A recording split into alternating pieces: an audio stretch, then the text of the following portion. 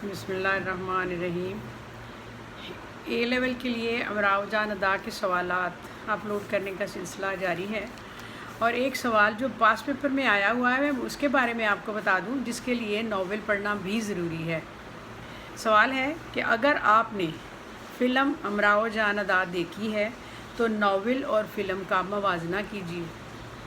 آپ دیکھیں، فلم تو اگر کوشش کر کے آپ دیکھ بھی لیں 2-2.5 گھنٹے میں اس کو آگے آگے کر کے دیکھ بھی لیں گے، اور اس کے بعد ناول پڑھنے کا تو ٹائم آپ کے پاس نہیں ہے، لیکن اگر اسکول میں ہوں تو پھر یہ پڑھ سکتے ہیں، تو اس سوال کا جواب بھی دے سکتے ہیں۔ اگر ناول نہیں پڑھا ہوا تو خالی فلم دیکھنے سے تو جواب ممکن نہیں ہے۔ جو اس کا جواب ہونا چاہیے نا، میں آپ کو اس طرح بتاتی ہوں کہ ناول زندگی کے حقیقی واقعات کو تفصیل سے ایک وحدت میں پرو دینے کا نام ہے۔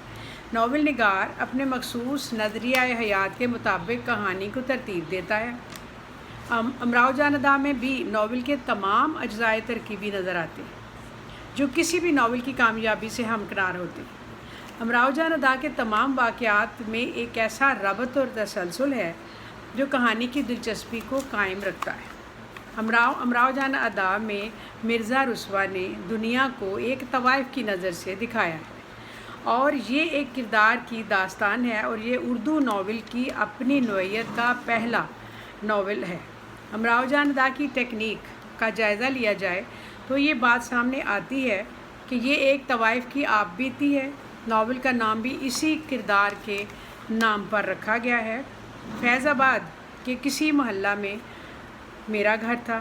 میرے ابا بہو بیگم صاحبہ کے مقبرے پر نوکر تھے۔ میری شادی میری پھوپھی کے لڑکے کے ساتھ ہونی قرار پائی تھی۔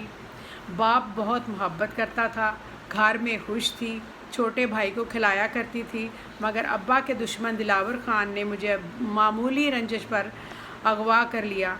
رات بھر بھیلی میں لیے ایک ساتھی پیر بخش کے ساتھ سفر کرتا رہا، اور پھر لکھنؤ لے آیا، جہاں 3 روز گومتی پار کریم کے سسرال میں بند رکھا، اور پھر لکھنؤ آ گئے، جہاں 2-3 روز بعد طوائفوں کے بازار میں لکھنؤ کی مشہور طوائف خانم کے کوٹھے پر لے آیا۔ خانم نے دیکھ کر کہا، خیر آدمی کا بچہ ہے۔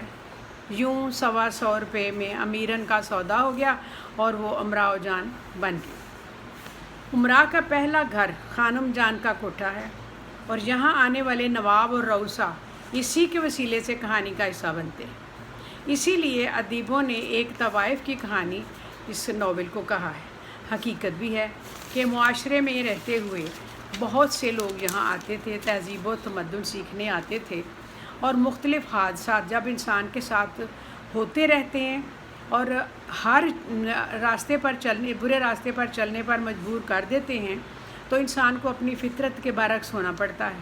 امراؤ جان ایک طوائف ہے، لیکن اس کا بچپن اس حقیقت کا ترجمان ہے کہ وہ ایک باعزت گھرانے سے تعلق رکھتی ہے، لیکن ایک حادثہ اسے طوائف بننے پر مجبور کر دیتا ہے۔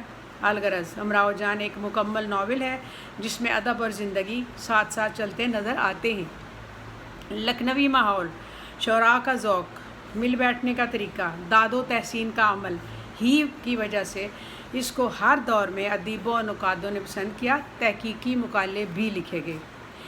اسی وجہ سے یہ ناول فلم بنانے والوں کی نگاہ میں آیا، اور اس کہانی کو فلمانے کے لیے بہت حد تک مناسب سمجھا گیا۔ مظفر علی نے فلم کا آغاز کیا امیرن کی منگنی سے، اور فیض آباد میں رہنے سہنے کے سین سے کیا۔ پھر اس کے باپ دلاور خان کے خلاف گواہی کی دشمنی میں امیرن کا اغوا اور خانم کے کوٹھے پر لکھنؤ میں اس کا آنا دکھایا۔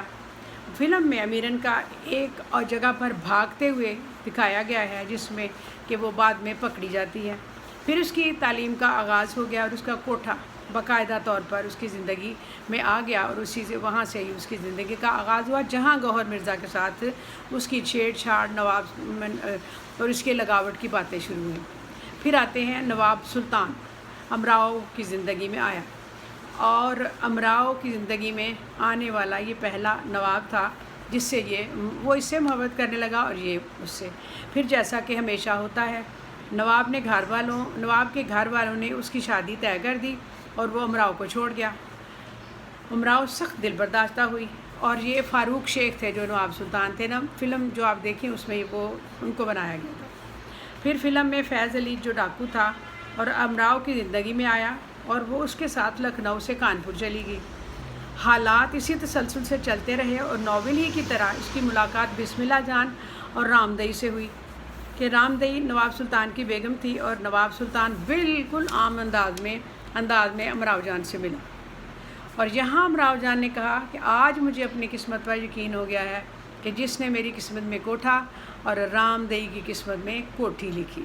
فلم ساز نے واقعات کو مختصر کرنے کے لیے گوہر مرزا سے ہی نکاح کا دعویٰ دائر کر دیا، جیسے کتاب میں ایسا نہیں ہے۔ وہ آپ نے نہیں پڑھا ہوگا کہ وہاں پر ایک نواب اور تھا جس نے دعویٰ کر دیا تھا، لیکن فلم میں انہوں نے مختصر کر کے تو گوہر مرزا جو تھا اسی کے ساتھ ہی یہ قصہ لے آئے، حالانکہ ناول میں ایسا نہیں ہے۔ اور نواب چھپن کے واقعہ کو بھی فلم میں تبدیل کر دیا گیا۔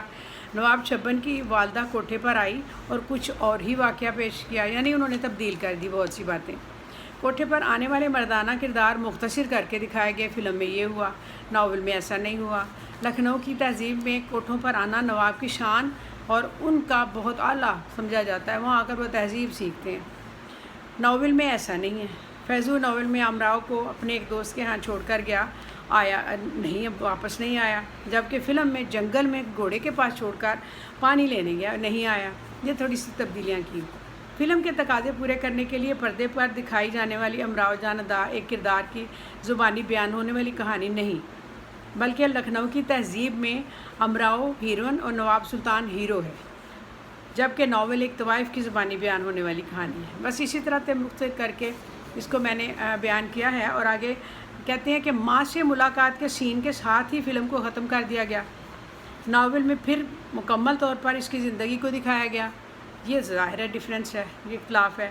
اور وہ 300 صفحات پر مشتمل روسا کا مرزا رسوا کا ناول امراؤ جان ادا جو واقعات سے بھرا ہوا ہے، اسے 3 گھنٹے پردے پر دکھانا ناممکن ہے۔ واقعات کو تھوڑا مختصر کیا بھی جائے تو یہ کہنا بے جانا ہوگا کہ کچھ باتوں کو چھوڑ کر کہانی کو فلمانے میں انہوں نے کوئی کسر نہیں چھوڑی، اور فلم جو زیادہ لوگوں نے دیکھی اسے عام لوگوں نے بہت پسند کیا، کیونکہ یہ اپنی نوعیت کی واحد فلم تھی جو کہ طوائفوں کے کوٹھے کو، تہذیب لکھنؤ کو دکھاتی تھی۔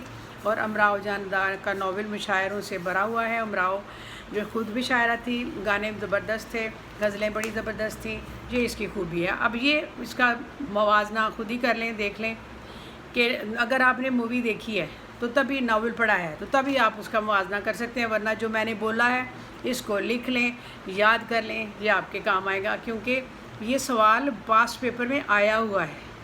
یہ کوئی مذاق کی بات نہیں ہے کہ اگر آپ نے مووی دیکھی ہے، فلم دیکھی ہے امراؤ جان ادا، تو ناول کا اس کے ساتھ موازنہ کیجیے۔ لہٰذا آپ اس کو شیئر کریں اور لنک بھی کریں اور سبسکرائب کریں۔ شکریہ۔